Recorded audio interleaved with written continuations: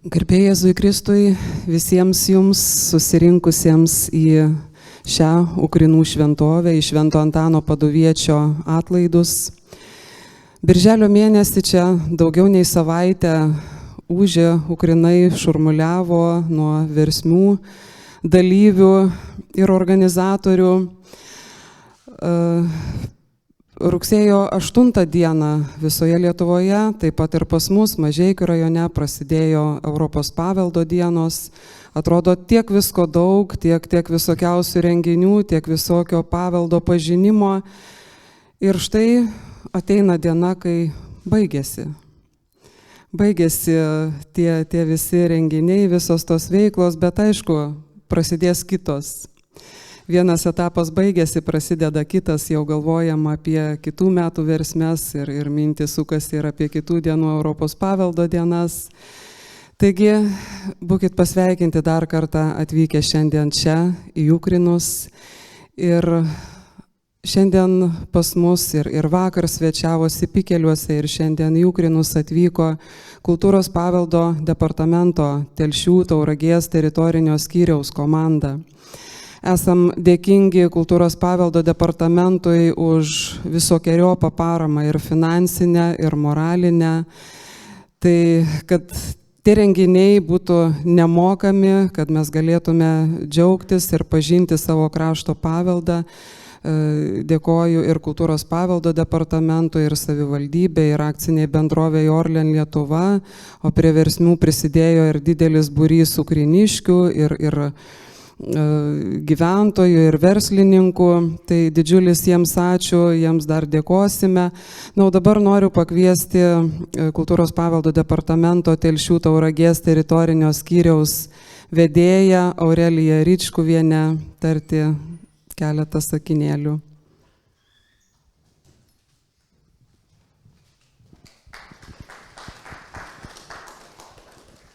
Labą dieną visiems čia susirinkusiems. Labai smagu matyti, kad jūsų toks gausus būrys. Europos paveldo dienos šiais metais gyvasis paveldas meistriškumo laboratorija. Tai mes irgi esam tikrai meistriškumo laboratorijoje, Švento Antano Paduviečio bažnyčioje. Ir gražus renginys yra Europos paveldo dienos, bet ne ką prastesnis ir, sakyčiau, apjungiantis labai daug bendruomenių, daug veiklų ir paveldo yra versmės. Ir jau kelinti metai versmės su Europos paveldo dienom žygiuoja greta. Tai labai dėkojam organizatoriams, tiek Europos paveldo dienų, tiek versmėms, Mažeikių rajono savivaldybei, ypatingai Mažeikių rajono savivaldybės paveldosaugininkiai Rūtai Končiutei Mačiulieniai. Ir jums visiems, bendruomenės nariams, kurie įsijungėt, kurie domitės, kurie palaikot, kurie puoselėjat. Ir linkiu gražių akimirkų ir susitikimų kitų metų renginiuose.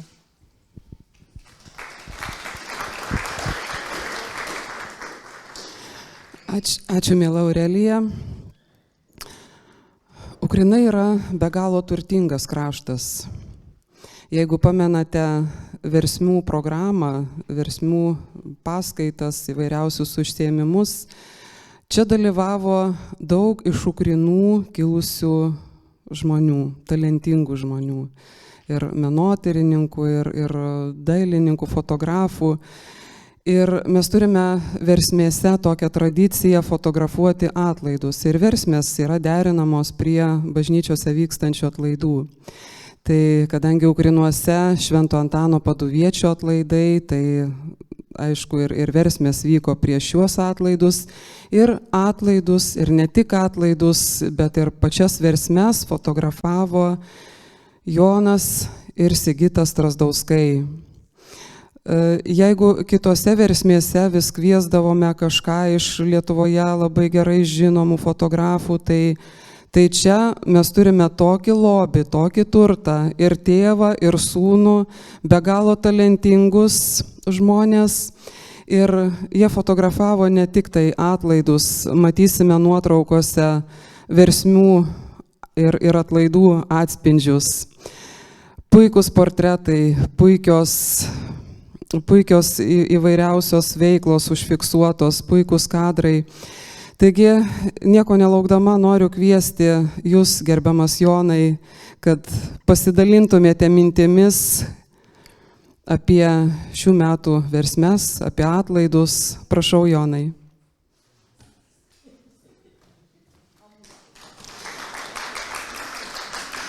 Jonas kaip tikras žemaitis, jis labai mažai kalba, bet labai didelius ir prasmingus darbus dirba. Prašau.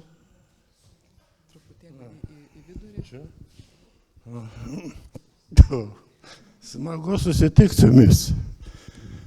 Žinot, aš atvažiavau šiandien fotografuoti, o ne pristatyti parodą. O tikslas buvo mane pakvieti, ačiū Rūtai, ačiū versmėms.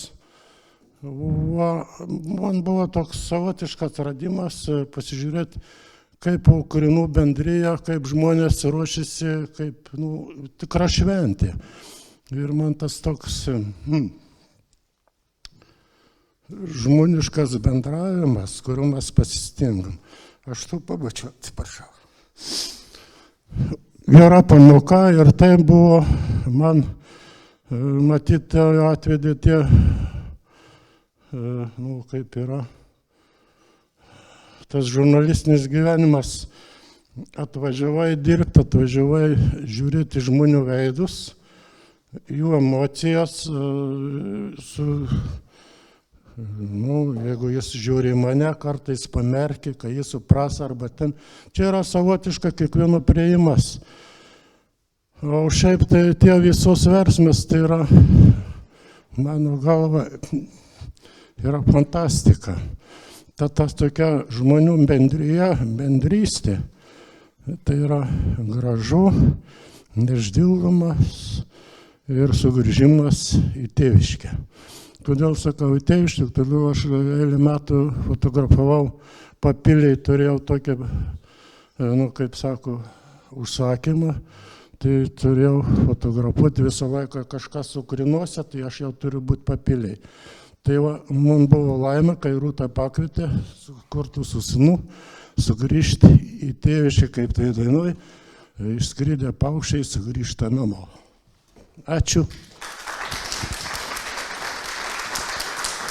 Ačiū tiems išskridusiems ir grįžtantiems paukščiams ir kviečiu Jono sūnų Sigitą Strasdauską, turinti savotišką braižą, taip pat surengusi ne vieną parodą ir labai džiaugiuosi, labai didžiuojuos, kad šiemet su Sigitu teko mums dirbti ties 2 projektais.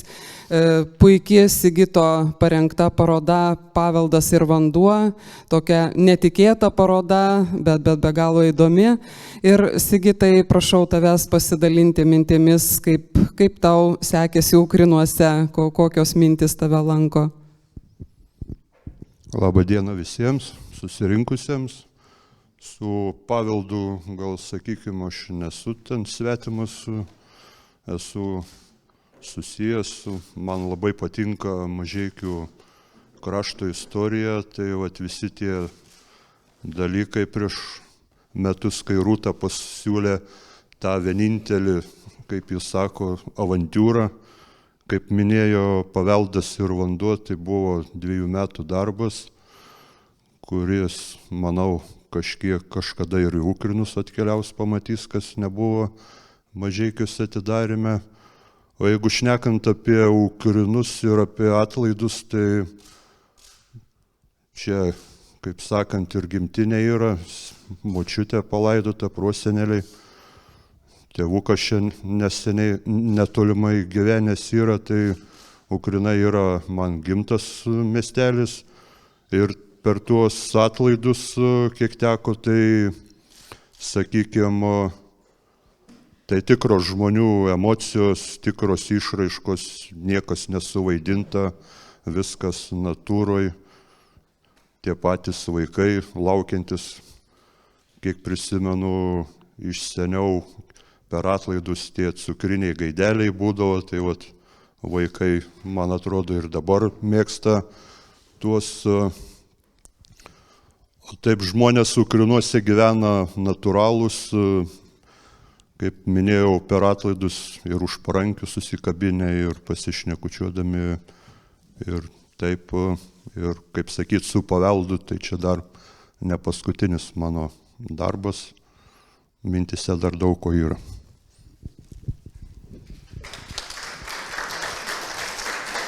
Ačiū labai, Sigitai, už jau esančius, įvykusius projektus ir būsimus.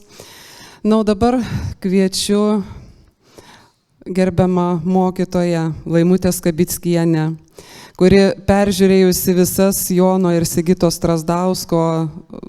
Strazdauskų nuotraukas, parašė nepaprastai gražų tekstą ir negalėjau nepakviesti pasidalinti mintimis su jumis.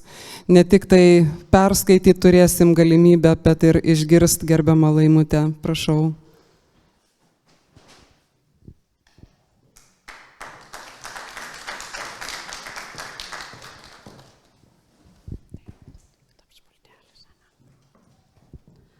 Labą dieną, labą dieną, nežinau kaip šnekėti, lietuvišką, žemaitišką. Na, manau, kad susikalbėsim ir vienaip ir kitaip.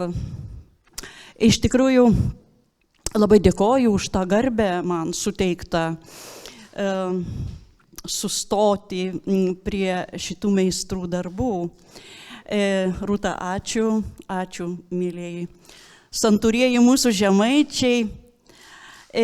Šiaip mąstau, iš kokio konteksto mes sueiname į Europos paveldo dienas. Na, iš tokio nestabilaus pasaulio, kuris asocijuojasi su tokiu pakrypusiu laivu. Ir štai Jono ir Sigito dėka mes turim galimybę sustoti. Jie mus sulaiko ir laiko. Na va, ir aš stebėtoja, žiūrovė, bandau interpretuoti taip, kaip aš suprantu, kaip leidžia mano patirtis, mano sąmonė. Bet juk kiekvienas esame laisvi matyti tai, ką padiktuoja mūsų jausenos, mūsų patirtis, laisvi. Taip kaip ir tas tėvo ir sūnaus tandemas, jis yra labai laisvas ir toks pokštininkas, nes nepasirašo, kuri ta nuotrauka yra. Ir nereikia, jie sako, ir taip aišku. Čia yra taip susitarta, taip yra susiderinta, kad, na, tikrai pavydėtinas yra duetas. Arba vėlgi, kai nueisime į ekspozicijų salę, nematysime pavadinimų. Nu ar ne pokštas, o jau taip esam pripratę klišetą matyti. Nereikia. Jūs tik pagalvokit, kiek jie pasitikė šitie meistrai mumis. Žodžiu, aš prieinu ir savo pavadinimą, o gal ir jo visai nereikia, turiu. Tai taip modernu ir taip humaniška, ar ne? Nu, sakykime, va ta nuotrauka dabar va, prieš mūsų akis. Archetipinis vaizdas. Ypatingas vaizdas. Ar neasocijuojasi su Mačernio 4 vizijos tekstu? Vaikas šalia senolės.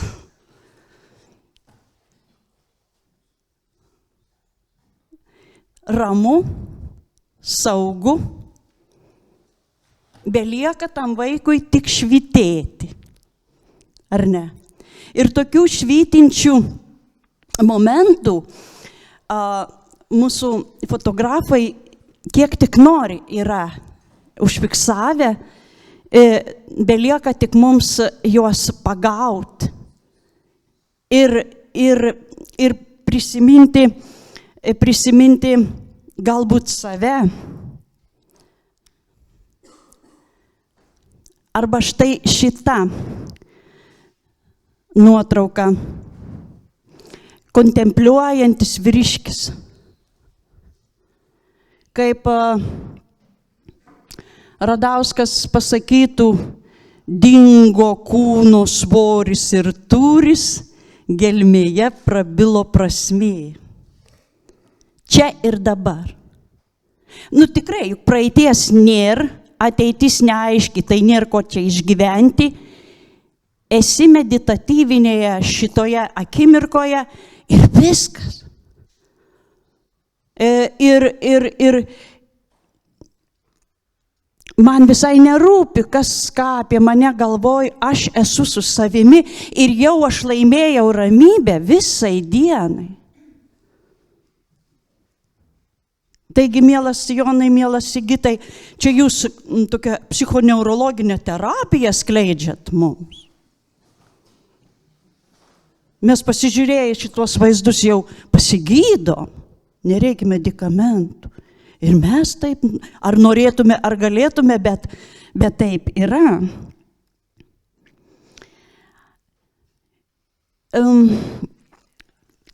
Dabar šita nuotrauka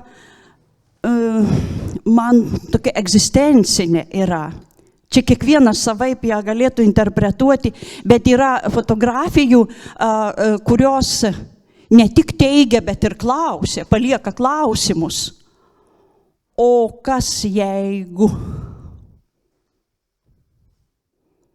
O kas bus tada, kai?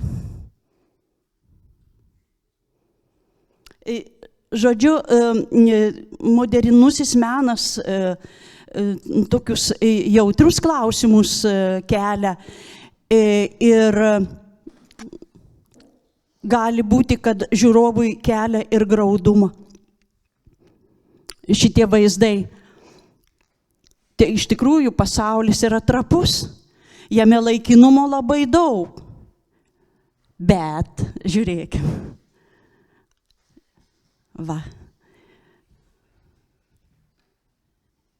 Didžioji ir mažoji, brandžioji ir be patirties, bet kiek tokių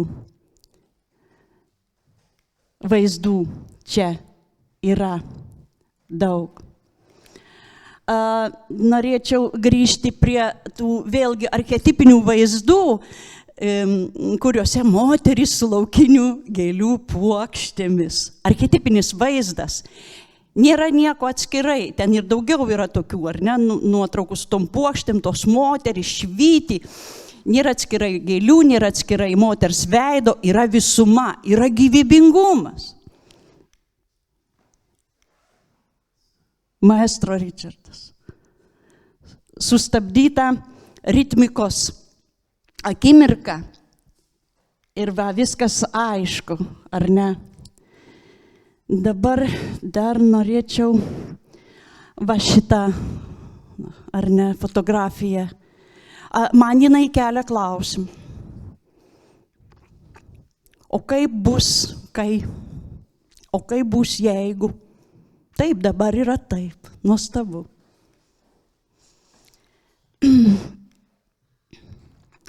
Iš tikrųjų, mus žavi tie vidinio vyksmo momentai. Dar va, šitą nuotrauką, dar vakar pasižiūrėjus į ją, galvoju, čia labai tiktų Henriko Radausko eilutės. Jinai galvoja angelais ir akvarelėmis svajoja. Man taip tikrai menininkės portretas. Dabar iš tikrųjų turi vertę šitie vaizdai, kurie yra pagauti veiksme, dinamikoje. Ir sustabdyta akimirka vieną prasme turi, bet kai Jonas ir Sigitas veiksmą fotografuoja, veiksmą užfiksuoja, pristabdo, dar visokių minčių kyla. aš tai jau pasakysiu, kaip man pasirodo veiksmas šitų meistrų nuotraukose. Na, man atrodo, kad Sigitas ir Jonas nėra išeinančiosios kultūros fiksuotojai, kaip kad Arūno Baltėno, atsimenam, jau tikrai ten tie vaizdai rodo, kad jau nebesugrįž nei interjeras tas, nei ir pats žmogus jau netoli amžinybės lenkščio, arba ten Sutkaus basų kojų tas ilgesys.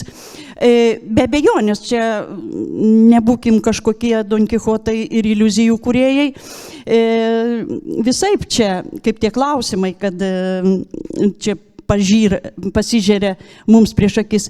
Bet man atrodo, kad veiksmas, sakykime, vainikų pinimas, va tas pasiruošimas, ir dar visokie kitokie tie veiksmai daug žadantis yra.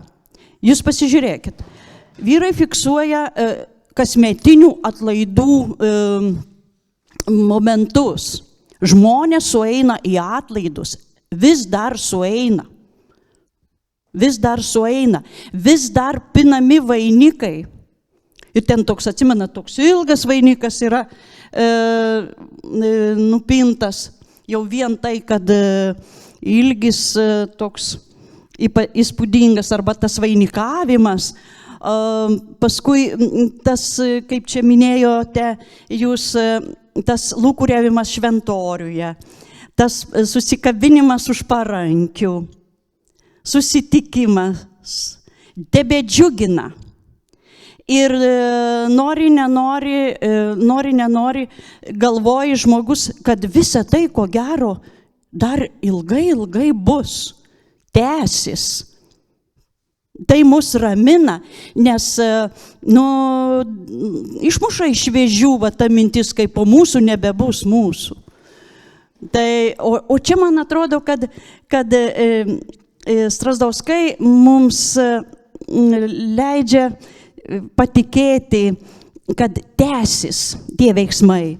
Vaikai bažnyčioje, jie piešia, jie klausosi pasakojimo, jie yra užkoduojami, jie kada nors prisimins, kada nors iš vidaus išsiners atmintis ir veiksmai ir taip toliau. Va, mėlieji vyrai, man atrodo, kad per jūsų nuotraukas bus galima pasitikrinti, kas čia dėsis po 10 ar po 20 metų. Va, tas vainiko tęstinumas, man atrodo, yra labai prasmingas. Tai Jonas ir Sigitas Strazdauskai iš tikrųjų yra kronikininkai.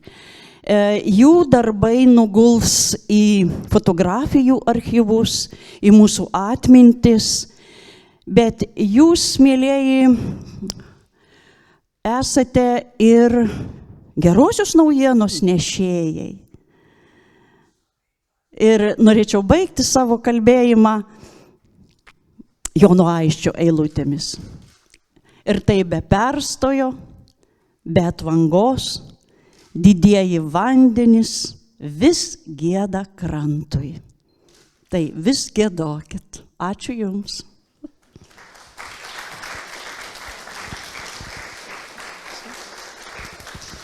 Ačiū, mielai Laimutei.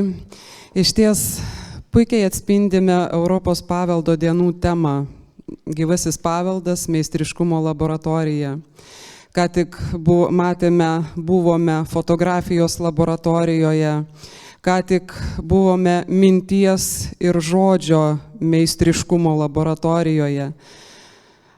Tokią iškalbos dovaną turėti, tai manau visi norėtume, ar ne, kaip gerbiamos Laimutės.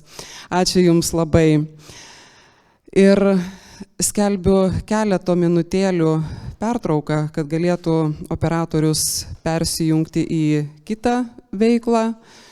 Iš parodos pereisime į kalendoriaus atidarymą, tai trumputėlį pertraukėlė.